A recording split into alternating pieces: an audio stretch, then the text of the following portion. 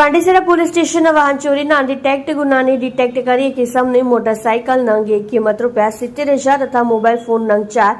કિંમત ₹41,000 મળી કુલ કિંમત ₹1,11,000ની મત્તાના મુદ્દામાલ સાથે એક ઇસમને પકડી પાડતી સારોલી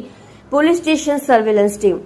પોલીસ કમિશનર શ્રી અનુપમસિંહ ગેહલોત સાહેબ તથા ખાસ પોલીસ કમિશનર શ્રી સેક્ટર 1 તથા નાયબ પોલીસ કમિશનર શ્રી ઝોન 1 તથા મદદનીશ police commissioner Shri B division Surat શહેરનાઓએ મોબાઈલ સ્નેચિંગ તથા વાહન ચોરીના અનડિટેક્ટ ગુનાઓ ડિટેક્ટ કરવા સારું સૂચના કરેલ હોય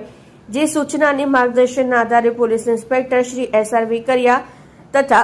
સર્વેલન્સ સ્ટાફના પોલીસ સબ ઇન્સ્પેક્ટર જે.એન. ચૌહાણ તથા બીજા સર્વેલન્સ સ્ટાફના માણસો સાથે સારોલી 3 રસ્તા ખાતે વાહન ચેકિંગ હદમાં હતા તે દરમિયાન એએસઆઈ રમેશભાઈ હરિભાઈ તથા એએસઆઈ અજીતભાઈ ઠાકોરભાઈ તથા assistant head constable Arvindbhai Laljibhai નાઓને મળેલ સંયુક્ત બાતમી હકીકત આધારે કિસમ નામે દીપક સંતોષભાઈ રામજી વંદન